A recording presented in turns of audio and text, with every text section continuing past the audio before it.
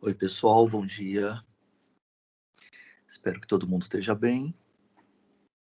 O tempinho mudou um pouquinho hoje, né?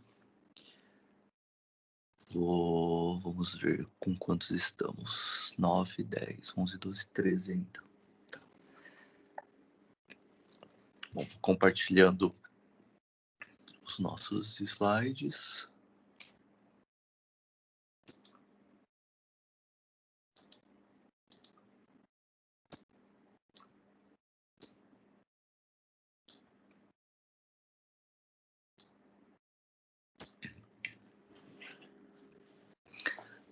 Bom, beleza. Na semana passada a gente tinha parado aqui, né? Falado da responsabilidade da ICANN de atribuir os endereços. Voltando um pouquinho, deixa eu ver. Estava falando de sempre rotear para as rotas mais específicas, né? Enfim. E vamos falar do NAT. O NAT, bom, antes disso, a gente se lembra dos endereços, né? Que inicialmente eram divididos em classes, e daí esse último número aqui, que é o prefixo, ou a subrede, ele só podia ser dado em múltiplos de 8 bytes, de 8 bits, desculpa. Ou seja, 8, 16 ou 24. E depois, com aquele CIDR, né, que a gente citou, a ideia é que as subredes podem ter qualquer número de bits. Então aparece com esse barra e o número de bits. Isso porque, como a gente se lembra, com 32 bits a gente pode ter 4 GB endereços. E a gente tem muitos endereços, mesmo com o CIDR, a gente pode ter muitos endereços perdidos. Por exemplo, alguma subrede pode ter 32 ou 64 endereços e pode não usar todos, né? Não, ou muitas delas não vão usar todos os endereços ao mesmo tempo. E alguns endereços, não tanto quanto antes, quando o endereçamento era por classes, mas alguns endereços ficam perdidos. E a gente se lembra também que o endereçamento não é feito pelos hosts, mas os enlaces, né? Então, a gente tem um monte de endereços, e essa ideia dos 32 bits deixou de ser suficiente. E daí por isso que veio o IPv6, né? Que, enfim, a gente já, né, a transição já era para ter sido feita há bastante tempo, enfim. Mas sempre as pessoas arrumando formas de acomodar as demandas de endereços IPs para não ter que fazer necessariamente a transição. Então, muitos lugares, muitos países, como a gente, por exemplo, ainda usa endereçamento IPv4 também, né? E daí, quando faltam endereços, o que se pode fazer? Então, uma forma muito usada para isso é a NAT, né, que é a tradução de endereços de rede, né, Network Address Translation. A gente vê que é uma funcionalidade, não é um protocolo, e muitas vezes ele é implementado nos roteadores, por exemplo. E daí a ideia é que aqui, por exemplo, do lado direito, deixa eu ver se está aparecendo aqui. Tá. Aqui do lado direito, a gente tem a nossa subrede. Aqui no exemplo está, por exemplo, uma rede doméstica. E eu tenho alocado, por exemplo, só um endereço IP, que é esse endereço aqui, ó. Então, o meu ISP, meu provedor de serviços de internet, né, me atribuiu um endereço IP só, que é esse, por exemplo, esse aqui, 138.76.29.7. Só que eu quero ligar mais de um equipamento na minha redinha aqui, né? Nesse exemplo, uma rede doméstica. Então, como é que eu poderia fazer? Bom, a ideia é usar esse esquema de tradução de rede. Como é que funciona? A ideia é instalar como se fosse uma rede com IPs normais, diferentes desse aqui. E o mais usual é que ela comece com 10. Mas, enfim, isso é uh, um default, assim, um padrão, né? E daí a ideia é que cada enlace e, portanto, cada equipamento vai ter um endereçamento nessa subrede aqui. Por exemplo, 10.00/24 quer dizer que os 24 primeiros bits, 8, 16, 24 primeiros bits, ou seja, 10.0.0, dão o endereço da subrede. E os últimos 8 bits, que é o último octeto, dão o endereço do equipamento dentro da rede, do host, o host ID. E daí eu poderia ter até 256 em tese, ou 254, se a gente excluir o 0, o 255, por exemplo. Então, até 254 equipamentos aqui nessa subrede. Legal? Então, daí cada equipamento ele pode ter um endereço diferente dentro desse esquema de endereçamento, onde os 24 primeiros bits são esses fixos aqui. Legal? Por exemplo, e daí só varia o último octeto. Por exemplo, esse enlace aqui é o 10.0.0.4, desse aqui, associado a esse equipamento, é 10.001, 10.002, etc. Bom, legal. Daí todo mundo passa a ter um endereçamento. Só que o endereçamento dos hosts dentro dessa rede não é o que a gente chama de IP real, não é um endereço real. Mesmo porque a gente imagina que se muitas outras residências, pequenas empresas, etc., estiverem fazendo esse mesmo esquema, imagina que pode ter muitos, e de fato existem muitos equipamentos no mundo com esse mesmo endereço, 10.001, por exemplo. Então, não tem como mandar um, um pacote para um endereço 10.001, sendo que tem montes e montes e montes.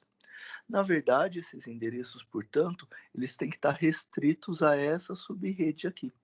E daí, essa é a ideia do NAT, que vai ficar nesse roteador aqui, cuidando de que todos os pacotes que saírem dessa subrede tem que sair com esse endereço aqui, que é o endereço real IP, 138.7629.7.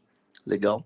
E daí todos os pacotes destinados a essa subrede tem que vir com esse endereçamento para conseguir chegar aqui. Legal. Mas a gente tem um problema aí, que é como é que eu consigo endereçar os vários computadores aqui para saber, por exemplo, depois que um pacote chegar nessa subrede, se esse pacote é destinado a esse host ou a esse ou a esse. Bom, então tá, tem. Só para saber se tem coisa. Bom, então, esse é o nosso problema de fundo. Vamos ver aqui que o Kurose detalha esse problema para a gente. Então, por que existe esse esquema?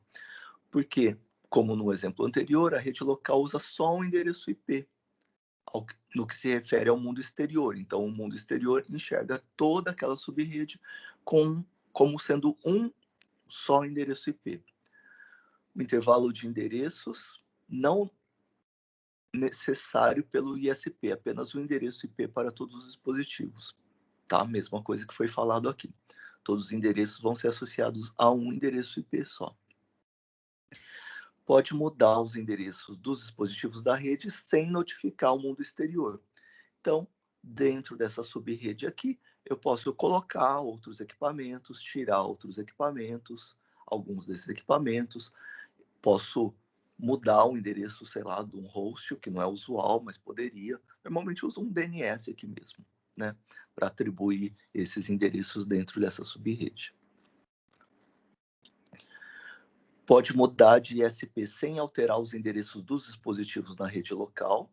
Então, por exemplo, se eu contratar um outro provedor de serviços aqui, e daí ele vai me atribuir um outro IP, ou meu IP não é fixo, meu IP é dinâmico, como é o caso da maior parte de nós, esse endereçamento interno aqui pode continuar o mesmo. Legal? E só a tradução, que é o que a gente vai falar na sequência, que fica aquele nesse roteador, é que vai alterar. Que mais? Os dispositivos dentro da rede local não precisam ser explicitamente endereçáveis ou visíveis pelo mundo exterior. Então, daqui a gente meio que encapsula esses dispositivos internos aqui. E o mundo exterior enxerga todo mundo com esse endereço só. Beleza? Algumas nuances do que a gente tinha falado. Bom, implementação do NAT. Né? A ideia do NAT, então, é fazer essa tradução, beleza? Essa tradução.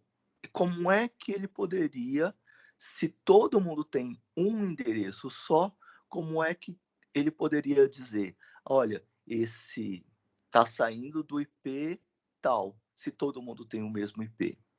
Bom, a gente se lembra que a gente tem um outro diferenciador, não de hosts, mas de processos ou de sockets, de portas de comunicação, né? Que é o esquema de portas que está no nível de cima, no nível de transporte.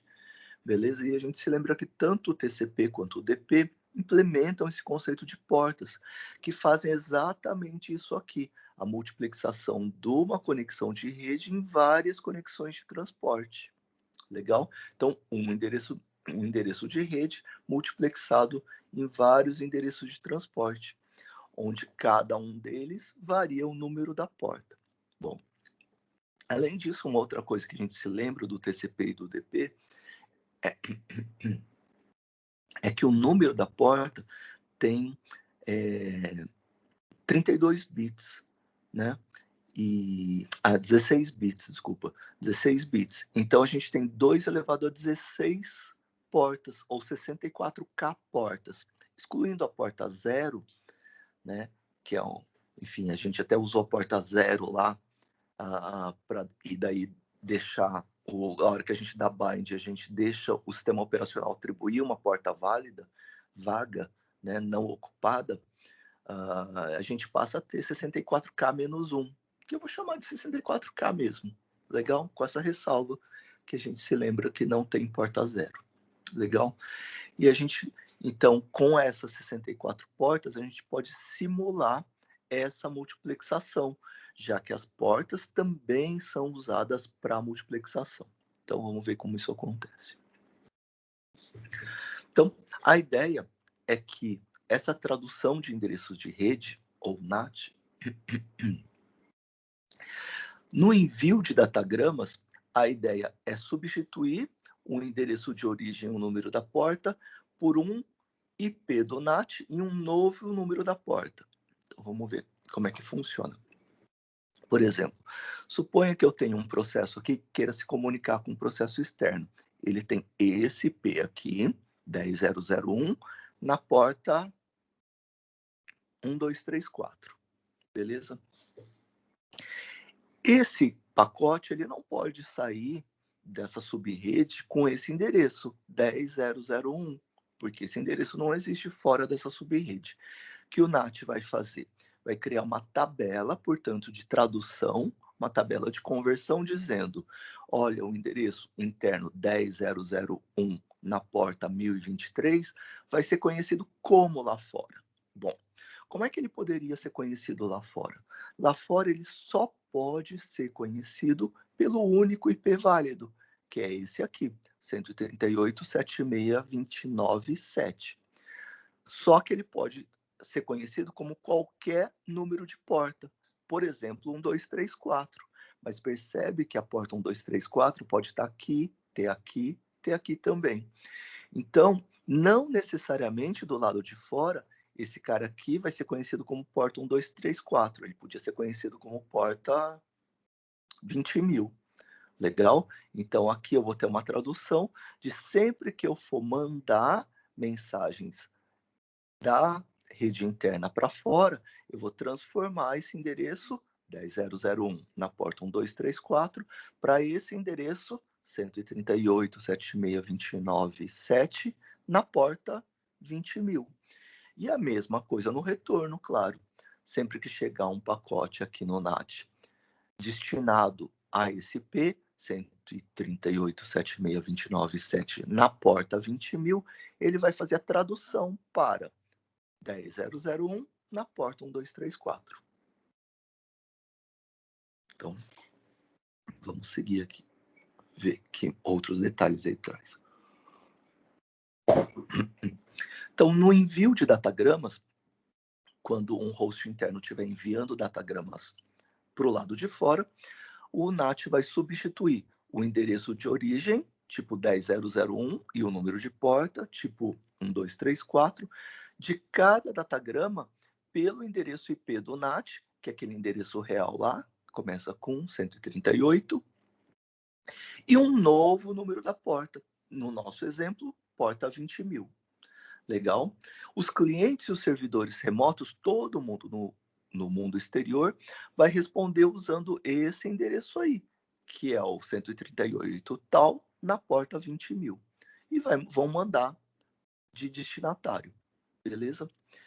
Uma coisa importante, que é clara para a gente, é que o roteador deve se lembrar disso aí.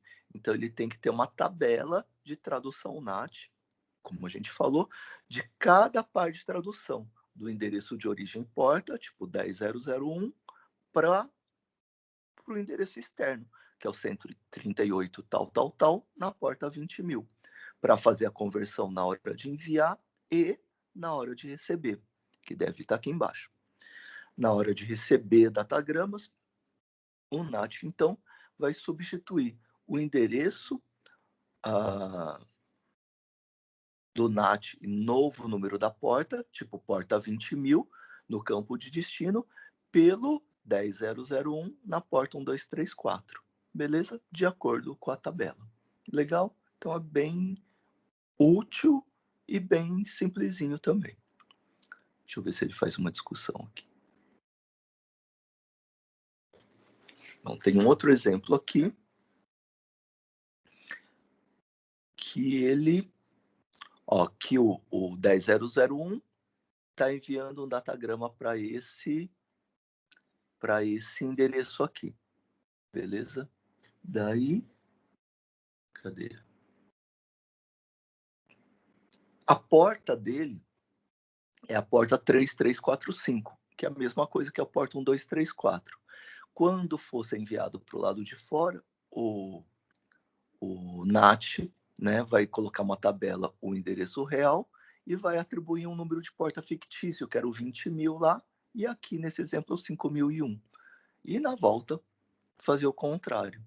Legal? Então ele vai trocar o número de porta original por esse aí, atualiza a tabela. No retorno, ele faz a conversão de volta. Foi o que a gente acabou de falar, só que com outro número de porta. Beleza? Bom, algumas discussões. Bom, a primeira, a gente já falou, que eu queria falar era a segunda.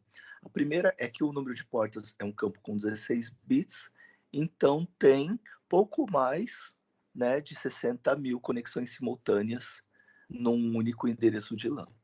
Beleza? Na verdade, como a gente viu, um tanto mais que isso, né? Um pouco mais que 65.000, na verdade. Bom, alguma discussão que cabe em torno disso? Lembra que no modelo de redes é um modelo em camadas, e um dos pressupostos do modelo em camadas, e assim como qualquer modelo em camadas, é fazer o isolamento das camadas, né? Definir só as interfaces e poder, por exemplo, substituir uma camada por outra. Por exemplo, posso, mantendo as interfaces, substituir a camada de transporte de IP para TCP, e, né, poderia, para uma certa comunicação, usar TCP, para outra usar UDP e manter todo o resto da pilha de protocolos. E daí, essa ideia de isolar é uma ideia de encapsular, ou seja, que cada camada só usa os dados de interface e os seus próprios dados internos, privativos, né? Seus próprios dados privados, variáveis, coisas assim. Bom, a ideia do NAT é que o NAT está funcionando no roteador, portanto, na camada de rede, beleza? Na camada de endereçamento. E vamos seguir aqui, senão eu falo tudo, se depois tem que repetir. Então, os roteadores só devem processar até a camada 3, só até a camada de rede. Legal? Eles não deveriam, né, fazer nenhum processamento da camada de transporte. Lembro que as portas estão no datagrama, né, no header do UDP e do TCP, que são protocolos de transporte. Lembra que os protocolos de transporte é que manipulam e que garantem a comunicação fim a fim entre os sistemas finais, entre o emissor e o receptor. E quem está mexendo nisso aí, né, no datagrama UDP ou no datagrama TCP, é o NAT na camada de rede. Legal? Então, ele viola esse argumento aí. Então, o NAT, né, que é da camada de rede, está manipulando e alterando, manipulando as informações não só da camada de rede, mas também da camada de transporte. Legal? A possibilidade de NAT deve ser levada em conta pelos projetistas de aplicação. Sim, mas hoje a gente tem um monte de tradutores automáticos disso. Então, a ideia, por exemplo, como é que eu coloco um servidor dentro da minha subrede, né? A ideia é que nas traduções do NAT, né, eu poderia já deixar naquele IP fixo, que daí eu vou precisar do IP fixo, eu deixar configurado na minha tradução que aquela porta lá do meu servidor, que cada hora pode ser uma coisa, para o mundo externo vai ser sempre, por exemplo, porta 20.000. Tá? E uma outra coisa é que a falta de endereços não deveria ser resolvida com NAT, com esquemas assim, mas sim pelo IPv6. Mas como a gente sabe, o mercado não funciona, né, tão certinho como na teoria, né? E daí essa migração vem demorando muito, muito, muito, e daí as empresas e os próprios usuários domésticos acabam resolvendo a falta de endereços de alguma forma, e essa tradução é uma delas. É uma das simples e bem úteis.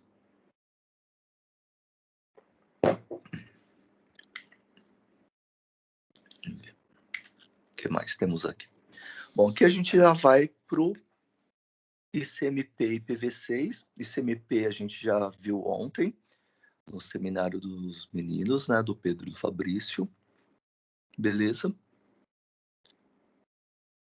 Coisas que eles já falaram, tipo códigos, tudo mais.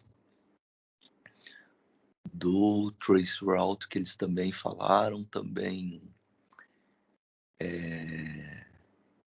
mostraram exemplos, né, colocaram prints. E só isso que tem aqui, tá bom? Ontem a gente viu uma apresentação bem mais completa. Bom, próximo tópico de hoje é o IPv6, tá? A gente também já viu o IPv6 naquele overview, e daí aparentemente o Kurose não traz mais detalhado que o overview. Daí o que eu chamei de overview, na verdade, né? Se bobear tem até mais coisas, mas enfim, tá? Vamos seguir o nosso protocolo aqui, né? E ver o que ele traz. Bom, por que o IPv6? Uma das coisas mais importantes que a gente citou é que o espaço de endereço de 32 bits logo estaria completamente alocado. Legal? Outras motivações. Formato de cabeçalho, ajudar a agilizar o processamento e o repasse.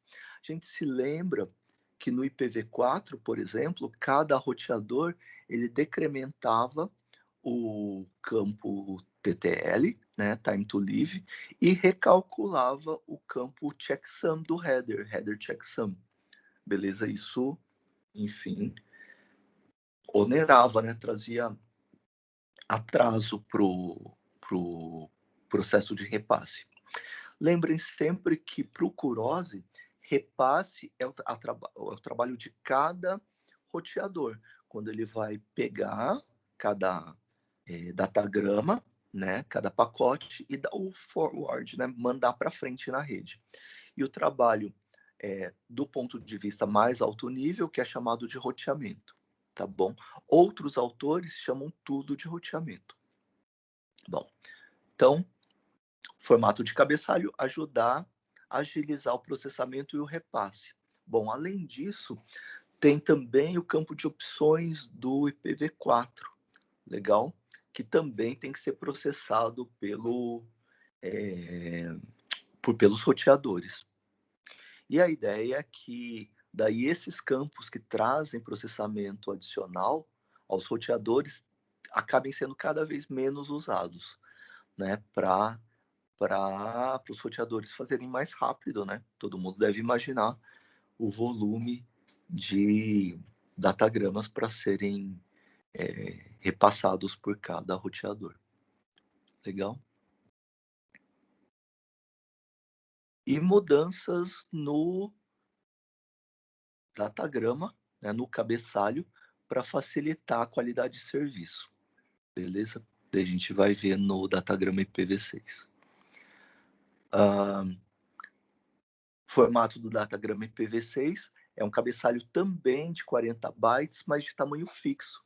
No o campo de opções do IPv4 era um campo de tamanho móvel, que era completado com zeros, né? No campo do IPv6 já não, já traz o cabeçalho fixo, embora tenha aquele campo de next header, mas o que ficar fora do header, né, quer dizer, não faz parte do cabeçalho. Então, o cabeçalho realmente tem 40 bytes. E uma outra coisa, além desse parzinho TTL, checksum e opções, é que no IPv4 a gente tinha uma linha do header, né, uma palavra, ou seja, 32 bits que falavam só de fragmentação, né, que davam o ID do datagrama, opções, se você podia fragmentar, se você não podia fragmentar, e um offset para saber a posição de cada datagrama no datagrama original, no IPv6. E isso também impunha muito processamento para os roteadores, né? De defragmentar e depois fragmentar. Um esquema intermediário que é usado no IPv4 é que essa refragmentação, né, essa junção, na verdade, dos fragmentos no datagrama original, só é feito no sistema final. Legal? E daí os roteadores intermediários, então, eles não se preocupam com isso. Eles só pegam o endereçamento e mandam para frente. Mas o sistema final precisa na camada de rede, recompor, né, refazer o datagrama original, o datagrama fragmentado. Isso também põe atraso, né? E daí no IPv6, por causa disso também, então, a fragmentação não é permitida, beleza? Então, datagramas maiores do que... Se houver datagramas maiores, eles vão ser descartados.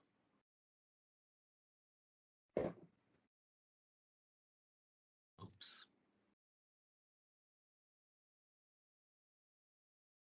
Vamos já, antes de ver o cabeçalho, eu já ver isso aqui. Soma de verificação. Reduzida o campo checksum, beleza? Então, a gente se lembra que a gente vai rever, né, o datagrama, mas a gente se lembra que o campo time to live foi mantido, só que foi renomeado, porque a gente lembra que embora inicialmente fosse ter a ver com tempo, ele não tinha a ver com tempo efetivamente, né, como foi implementado de fato, né? Ele era cada roteador decrementava um. Então era um número, na verdade, o número de roteadores, ou número de pulos, ou número de hops. E daí o campo foi renomeado. Lembra que o TTL, ou Hop Limit, né, esse limite de hops, era associado com o campo checksum, onde os roteadores, como tinham que decrementar esse campo, tinham que atualizar o campo checksum, né, causando atraso. Então, esse campo de checksum foi removido inteiramente para reduzir o tempo de processamento em cada salto. Então, os roteadores eles continuam decrementando o campo, que foi rebatizado de TTL para Hop Limit, mas não, tem que recalcular o campo checksum, que não existe mais. Ah, não existe mais, então não é feito controle de erros? Não é feito controle de erros na camada de rede. Portanto, se houver erros de transmissão, esses erros só vão ser detectados no sistema final. Os roteadores, com o IPv6, a gente está falando, né? Não vão fazer mais checksum, beleza? Lembrando que no IPv4, o checksum era um checksum só de cabeçalho. Legal? Ele somava os bytes 2 a 2 do cabeçalho. Né? Enfim. E no IPv6 nem isso tem mais. E daí, essa checagem de erros é feita na camada de cima.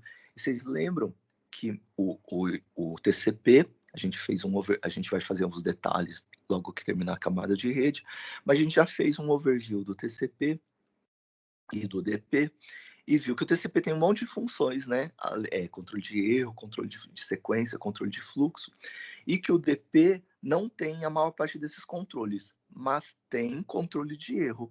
O DP também tem um campo de checksum. Então, isso vai ser feito na prática, no sistema final, na camada de transporte, independente de ser TCP ou UDP. Bom, existem opções, né, no IPv6, mas não um campo próprio como no IPv4. Daí a gente tem um campo de next header que vai permitir isso. E o IPv6 traz também uma nova versão do ICMP, que daí traz alguns tipos de mensagens adicionais, como o pacote muito grande, por exemplo. A ideia é que se tiver um pacote muito grande, ele não pode ser fragmentado mais. Lembra que o Fabrício e o Pedro ontem falaram, né, que tem vários outros códigos, enfim, códigos e tipos de para os datagramas ICMP, e daí a ideia, um dos importantes, é esse aqui, pacote muito grande. Por quê? Para ser sinalizado quando o pacote não, já que ele não vai mais ser fragmentado, para que o remetente possa ficar ciente disso e, eventualmente, transmitir em pacotes menores. E funções de gerenciamento do tipo multicast, ou seja, mandar mensagens para grupos de hosts ou de roteadores. Legal? Então, e agora o datagrama. A gente vê que essa análise do datagrama é uma análise bem importante, né? Independente do autor, eles trazem esse formato de datagrama e fazem uma análise bem criteriosa dele. Então, vamos dar uma olhada aqui. A gente tem, como de praxe, em cada linha uma palavra, né? E cada palavra, a gente se lembra, tem 32 bits. Os primeiros 4 bits falam da versão, daí a versão ocupa o mesmo lugar no IPv4, né? Então, no IPv4 era 4, ou seja, 0100. No IPv6 vai ser 60110. Beleza? Um segundo é uma classe de tráfego, que é basicamente a mesma coisa que a gente tinha no IPv4, que tinha prioridades, por exemplo, né? Um rótulo de fluxo. Lembra que no IPv4 a gente tinha naquela palavra lá que falava de fragmentação, o ID do datagrama, rótulo de fluxo, renomeado aqui, tamanho da carga útil, ou seja, nossa, eles têm umas traduções meio estranhas, né? Enfim,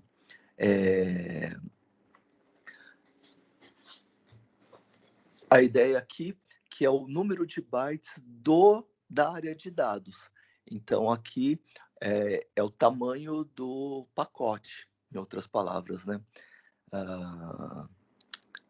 E daí não inclui o cabeçalho. Tá? O cabeçalho já é fixo de 40 bytes, ele dá somente o tamanho da área de dados. Daí o próximo cabeçalho, ou next header, né? Que aponta para o... Lembra que no IPv4 a gente tinha um campo de protocolo que falava o ID do protocolo de mais alto nível, do protocolo de transporte, tipo assim? E daí colocava o código do TCP ou código do DP. Aqui é a mesma coisa, mas ele também pode dar opções, beleza? E daí essas opções podem ser armazenadas na área de dados como uma lista. Um campo de 8 bits, limite de saltos, ou hop limit, beleza? Que funciona do mesmo jeito que o TTL. A gente sabe que com 256, com 8 bits a gente tem conteúdos de até 256 combinações, de 0 a 255, mas a gente já viu ontem, inclusive, que normalmente a gente vai usar muito menos hops do que isso. A gente viu de cento e poucos, o traceroute manda com 30, né? Então, normalmente a gente tem um número de saltos menor para a mensagem chegar no destinatário, beleza? Então, 255 continua sendo um limite máximo e por isso mesmo aumentando o tamanho da rede, o número de roteadores, etc., o número de saltos, né, o limite para o número de saltos, o TTL ou Hop Limit, manteve os mesmos 8 bits da versão 4. Legal? Depois, endereço do remetente e endereço do destinatário, beleza? A gente se lembra que de 32 teve uma versão descontinuada, versão 5, com 64 bits, e essa versão 6 tem 128 bits cada endereço, né? Beleza? Então, o endereço do remetente, 128 bits, endereço do destinatário e os dados. Isso aqui a gente já falou. Tá.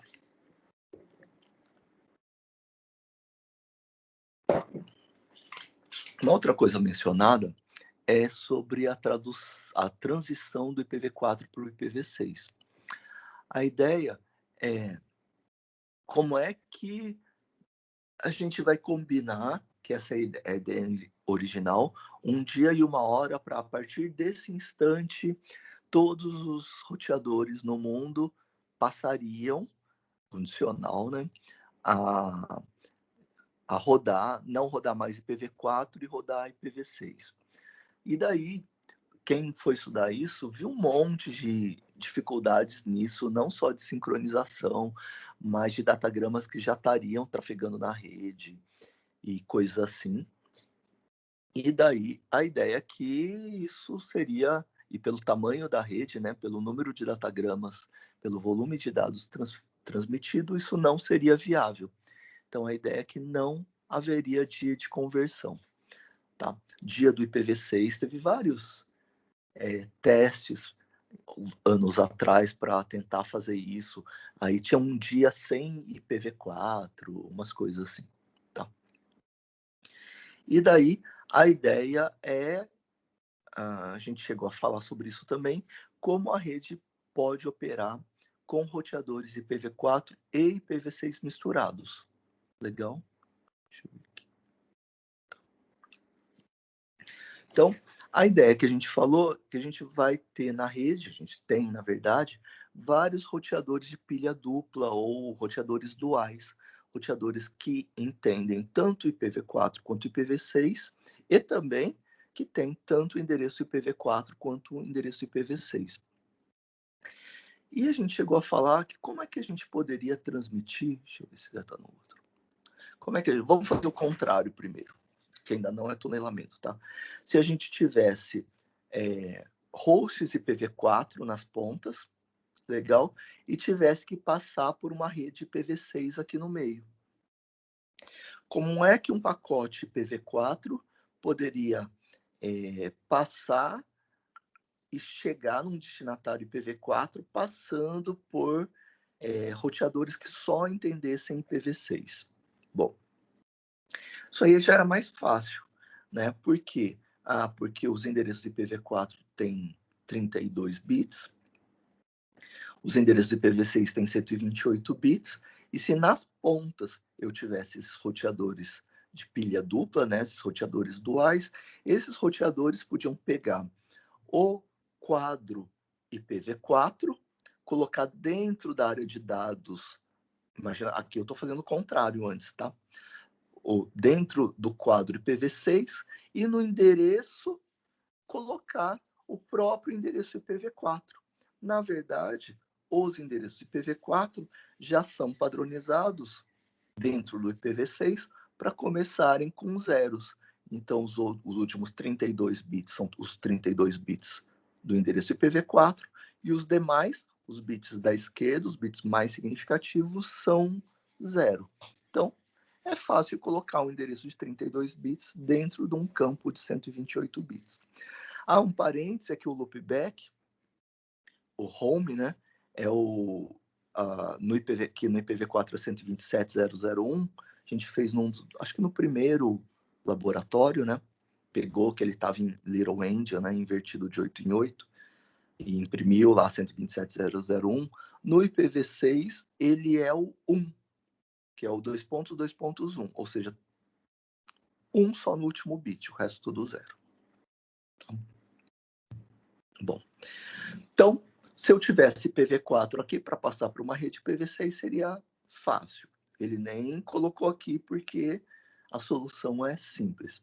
E como é que eu passaria datagramas IPv6, que tem endereços de 128 bits, através de redes IPv4, onde os endereços têm só 32 bits?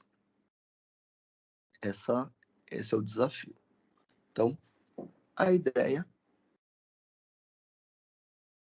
talvez muitos de vocês se lembrem, é que a gente enxergue essa rede IPv4 como um túnel. Deixa eu ver o que mais que tem aqui. Dá para fazer aqui melhor. Enxergue essa rede IPv4 como um túnel. E daí a ideia é que esse endereço IPv6 não tem como eu colocar 128 bits num campo de 32. Mas a ideia é que esse roteador dual aqui vai endereçar esse roteador dual na outra extremidade do túnel.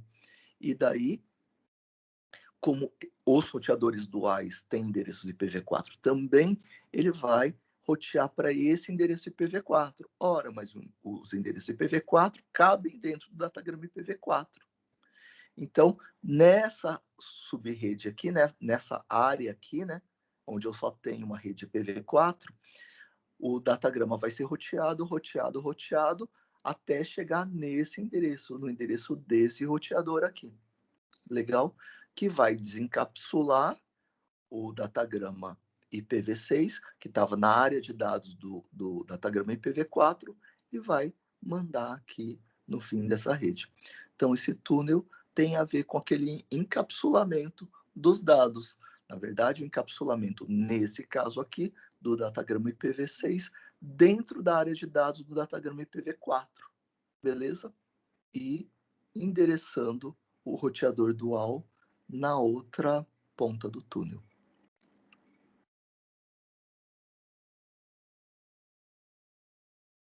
Beleza? Mesma coisa que ele fala de encapsular, etc. E aqui desencapsular. Beleza? Dúvidas? Até aqui.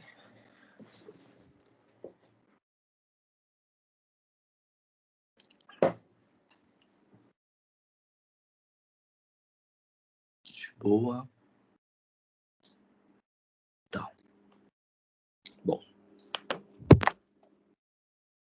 nossa sequência são algoritmos de roteamento, mas a gente vai ter seminário de protocolo de roteamento, tá bom? Então, eu vou deixar o grupo apresentar, então, tá bom? A gente vai para um outro tópico hoje. Então, o restante do capítulo 4 é roteamento, tá bom? Daí, se faltar alguma coisa, depois a gente retoma, tá? Então, a gente vai esperar o seminário. O que a gente vai continuar hoje é fazendo um experimento. Nosso experimento, que parte do experimento que a gente já fez, tá lá no...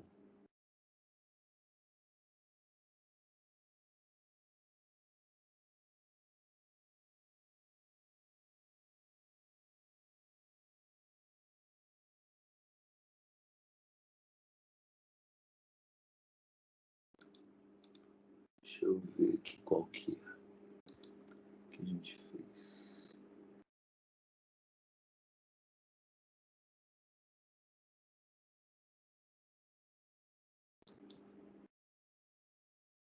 Tá lá no Canvas, de qualquer forma, mas eu vou colocar, deixa eu ver, a data 9 de março.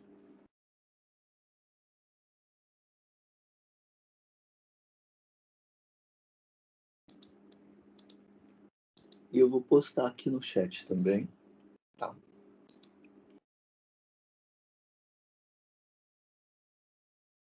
Vamos pegar, porque depois desse experimento, né, a gente fez vários experimentos, inclusive um de encapsulamento, né, de fazer uma triangulação, a gente terminou isso aí, né, fez. Só não fiz o cadastramento, né, mas a gente fez a triangulação, me lembro disso. Mas a gente estava fazendo sempre com o DP, e a gente fez poucas coisas com o TCP. Então vamos brincar mais um pouquinho com o TCP, abrindo esses arquivos. Aí, eu vou abrir aqui também.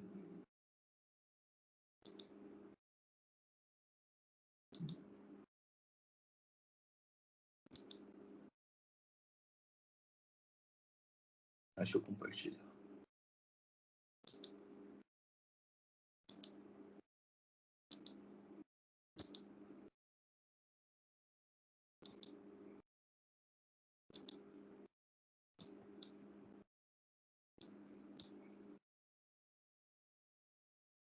Aqui. Deixa eu ver.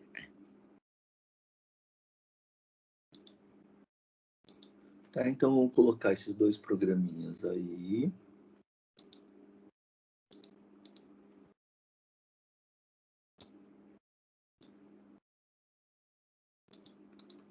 Foi como a gente tinha terminado.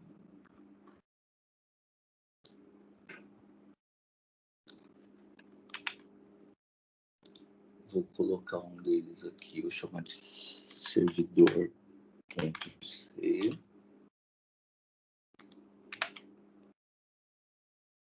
Deixa eu mudar minha proporção aqui.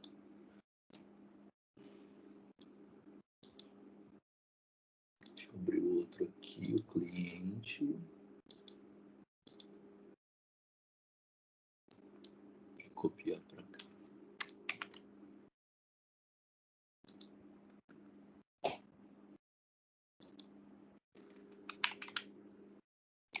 Cliente.c.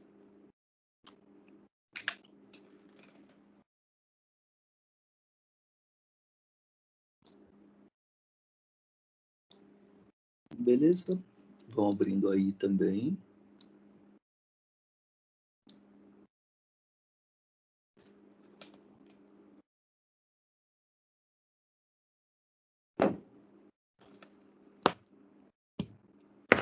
De boa.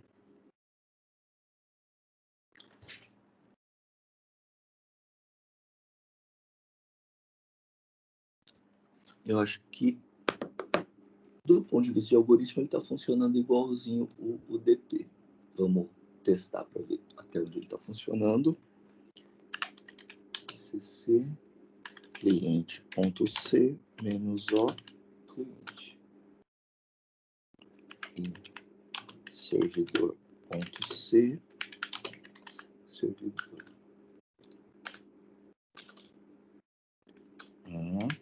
servidor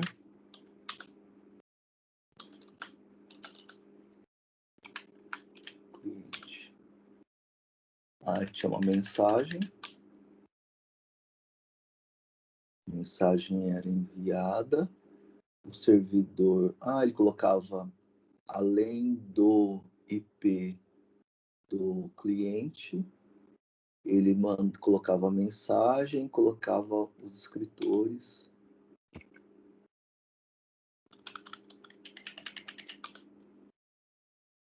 Ups.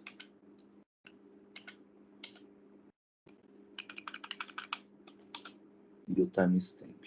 Beleza.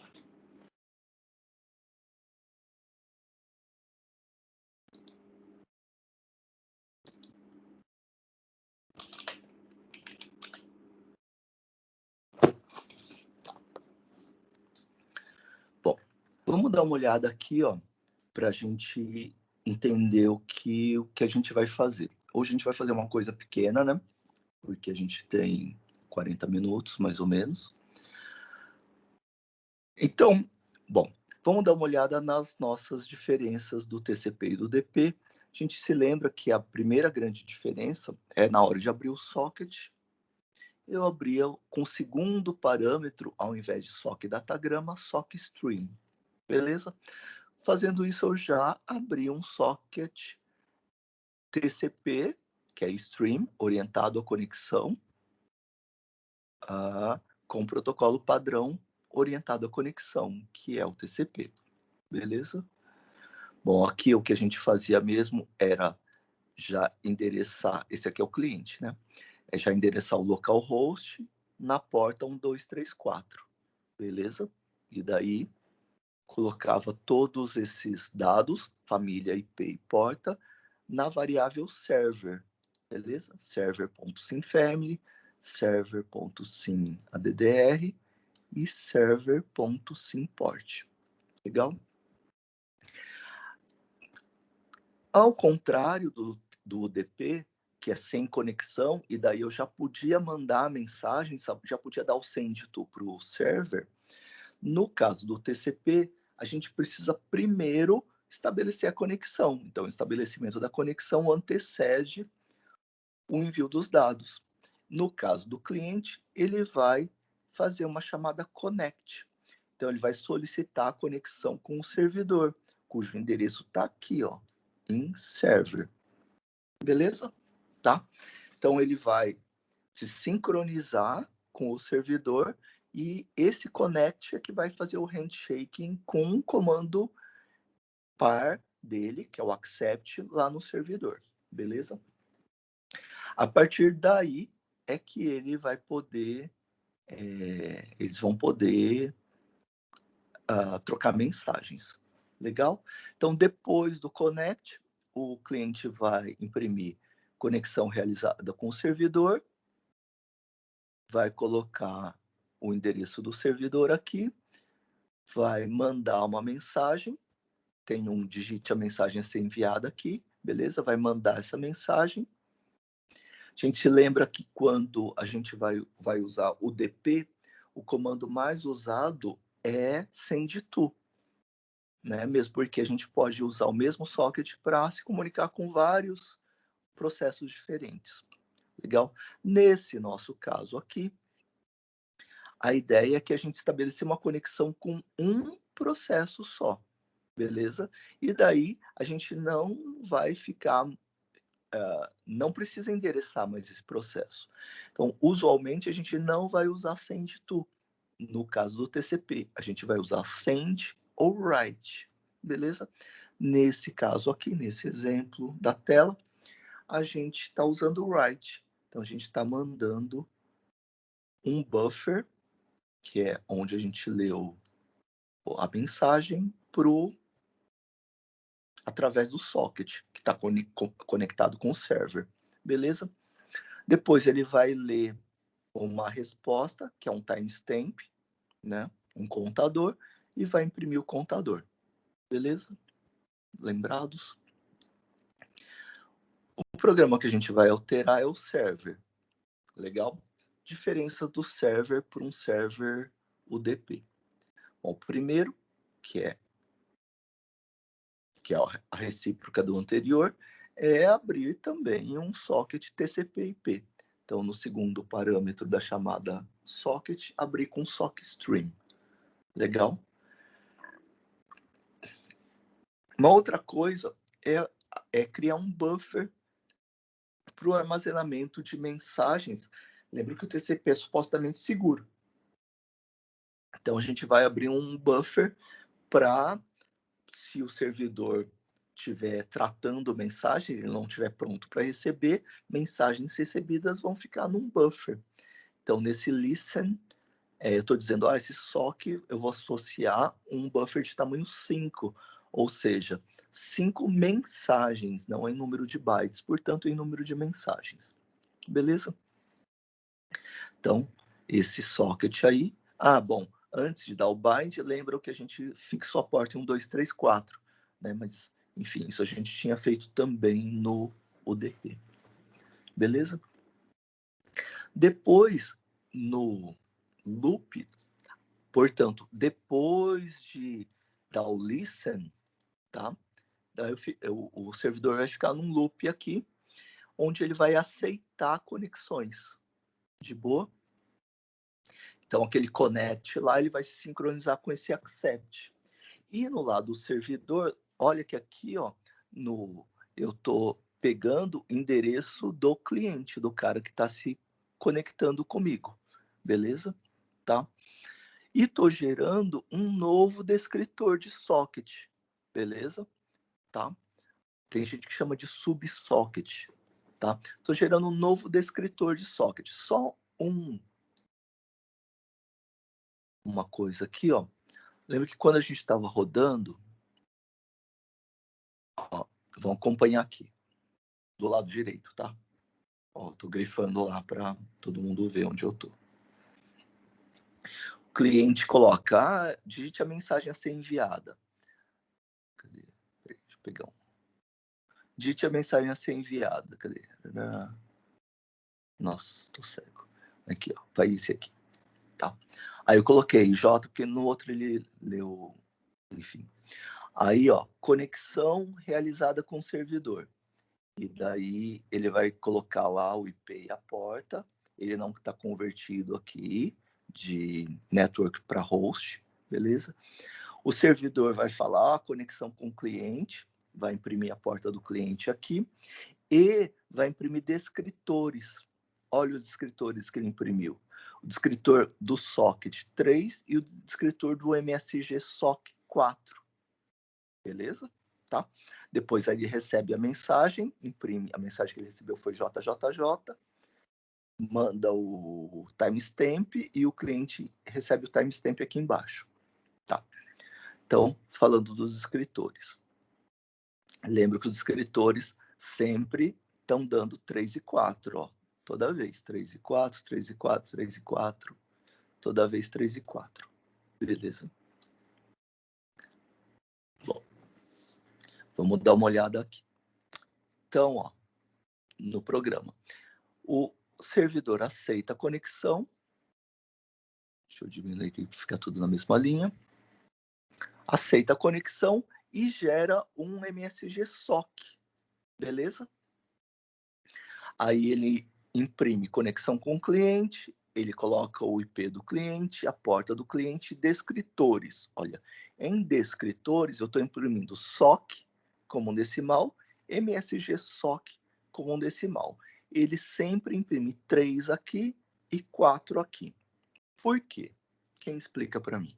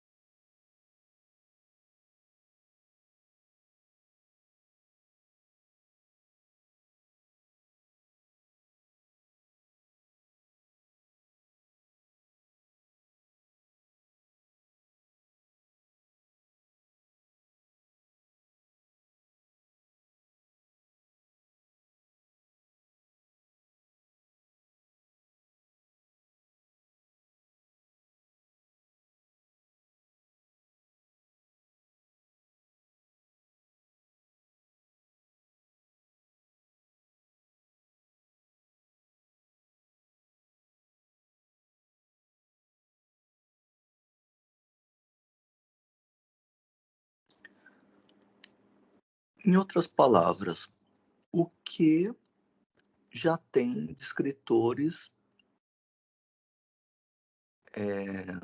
0, 1 e 2.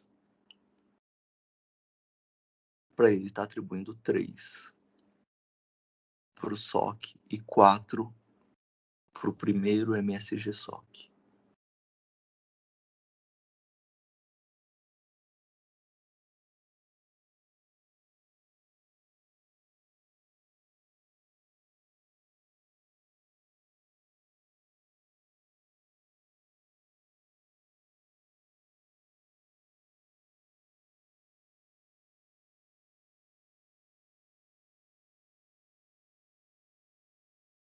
Né? Você vê que, na verdade, a gente nem precisava falar sobre isso, né? Porque daí a gente usa descritores e daí isso funciona como um nome lógico. Mas vocês lembram que o Unix, né? Daí o Linux, macOS e tal, eles têm alguns descritores de arquivos, FDs, né? Tipo, descritores de arquivo. E o descritor 0 é o arquivo padrão de entrada. O 1 é o arquivo padrão de saída. Daí, tipo, o arquivo padrão de entrada está mapeado default, né? Lógico, você pode remapear para o teclado. O arquivo padrão de saída está mapeado usualmente também para o monitor e o de erro também. Então, são os FDs, os descritores de arquivo 0, 1 e 2. Legal? Tipo, você podia abrir um arquivo em C, por exemplo, da fopen não sei das quantas. Daí ele vai abrir um arquivo que vai ser sempre o próximo nessa tabela de escritores. Daí ele pegaria 3. Imagina que você fechasse o descritor 1, desse um fclose no 1. 1 mesmo, só 1. Aí ele fecharia o arquivo padrão de saída. Se você abrisse um arquivo para escrita, tudo que o programa imprimisse ia ser impresso nesse arquivo de saída. Né? Já deram close, dup, umas coisas assim, em sistemas operacionais. Então, a mesma coisa. Então, aqui, ele está usando essa mesma tabela de arquivos, né? Essa tabela de recursos. E daí, as posições 0, 1 e 2 já estão ocupadas, ele ocupou a posição 3 para SOC, a posição 4 para MSG SOC. Vocês veem que, mesmo eu tendo executado várias vezes, quando eu termino a execução, mesmo que eu não tivesse dado close, ele fecharia o MSG SOC. E daí eu fecharia o file descriptor 4 e daí o meu ponteiro recuaria a 1. E daí, na próxima vez que eu precisasse de um descritor de arquivos, ele me atribuiria de novo 4, beleza? Como aconteceu aqui nos nossos testes. Né? Como o MSG SOC era sempre fechado entre execuções consecutivas de clientes, o servidor sempre já tinha fechado, já tinha desatribuído 4 e daí voltava a ocupar o 4, que era a primeira posição desocupada na tabela de arquivos. Beleza? Bom, o que mais que a gente pode falar disso aqui? Aí daí, imprimiu descritores, leu uma mensagem, né? Ele lê uma mensagem também com read. Então, normalmente a gente vai ler com read ou receive e não com receive from, send to, receive from. A gente vai ler com read write, receive send. Beleza? Lembram que os read e receive retornam o número de bytes efetivamente lidos, né? Se for 0, ele vai imprimir que está terminando a conexão. Se não, ele vai imprimir a mensagem, vai incrementar o timestamp, né? E vai mandar o timestamp. beleza? Tá? Beleza. Depois vai fechar o MSG SOC e vai fazer isso aqui por 5 vezes. Legal. O que a gente está querendo fazer agora é querer tirar proveito desse nosso servidor TCP, que é um servidor seguro. Vocês veem que ele está atendendo só um cliente de cada vez, beleza? Ele dá o accept, daí ele vai trabalhar com esse cliente aí.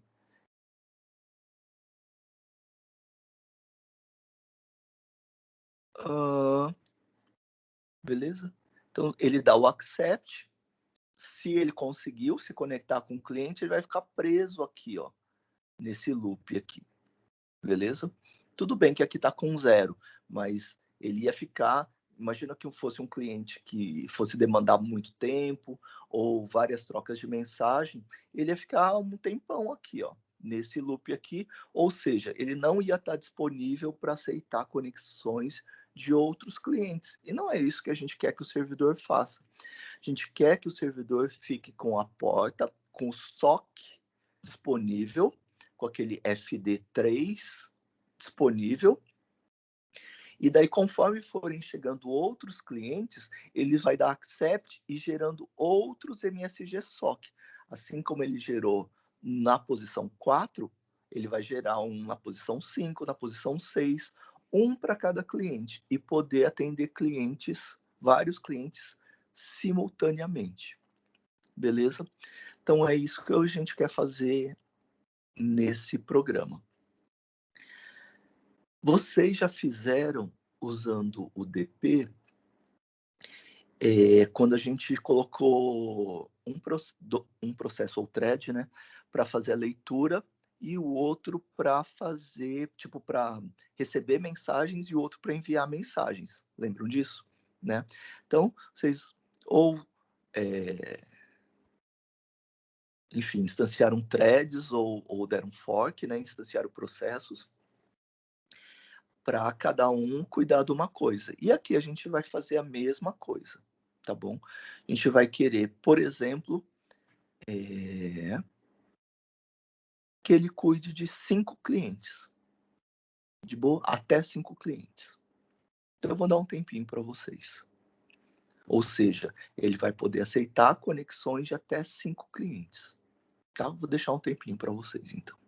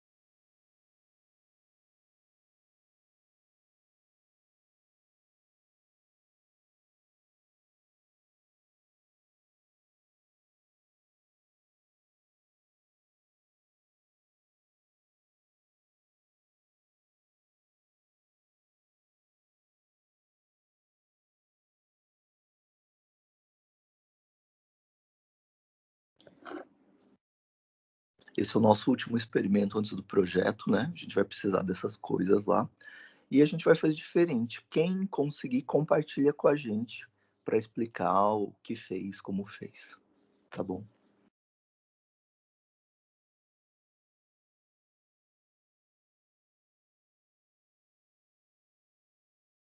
Portanto, uma das maiores atenções é ver qual é o ponto de dar o fork ou de instanciar a thread, enfim.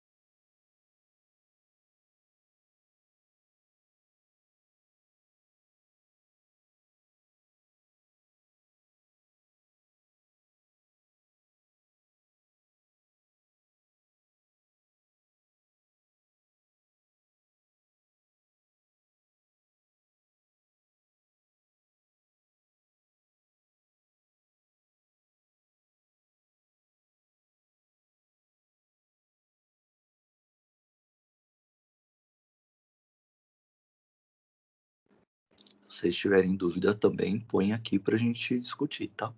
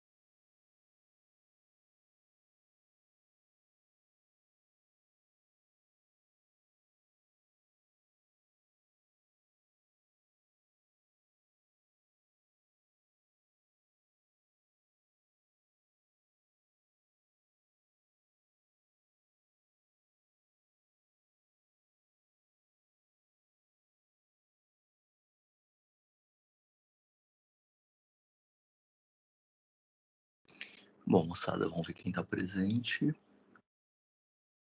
Beatriz, ok. Carlos, César, Christopher, Fabrício, Juliano, Janaína, Iago. Iago tá aí? Janaína, João Henrique. Iago, parece que eu vi. Vi sim. Vi. Leonardo. Luiz Marcelo. Ou ele saiu ou ele caiu. Enfim, mas eu lembro de ter visto ele. Luiz Vinícius, Marcelo, Matheus, Murilo, Pedro, Rafael, Vitor Felipe, Vitor Luiz, Vitor Reis.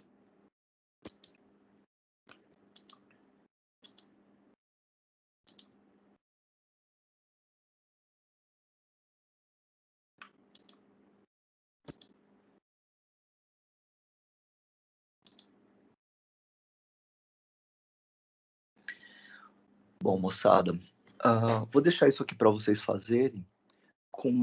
Lembro de uma coisa, ó.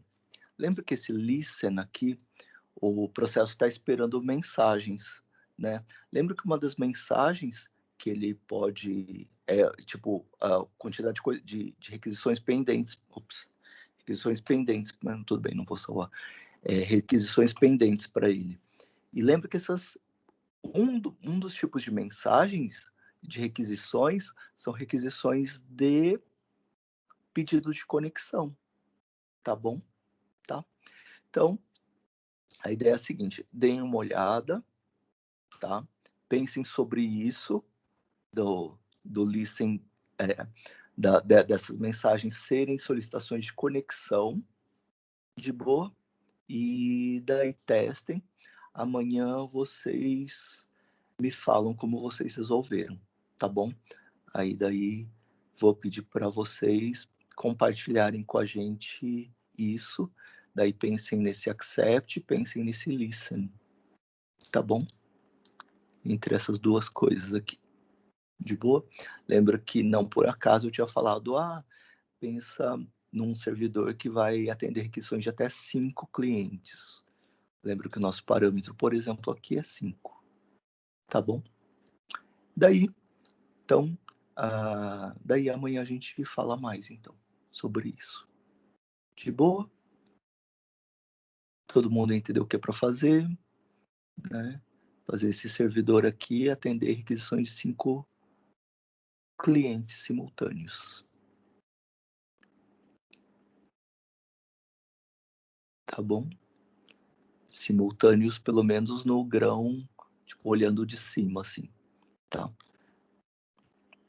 Ele pode estar conectado com 5, aí, se ele estiver rodando numa thread de controle só, ele atende um, depois atende outro, e outro, e outro. Beleza?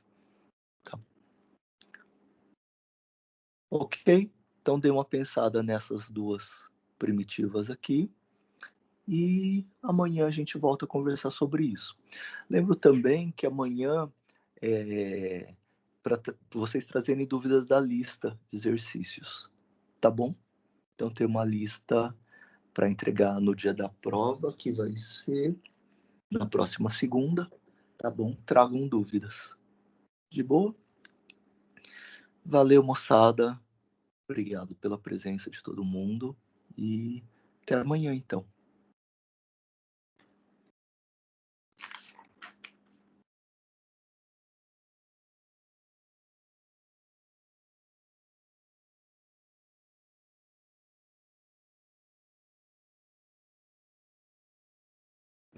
O Iago lá, tá vendo? Sabia que tinha visto você. Valeu, moçada. Até amanhã. Professor, Oi. eu e o Rafa, a gente não achou o arquivo lá do Canvas para poder colocar a data. Vou passar aqui, então, para você, tá? Tá, Mas beleza. daí depois só me passam a data, daí eu atualizo o meu. Peraí. Beleza.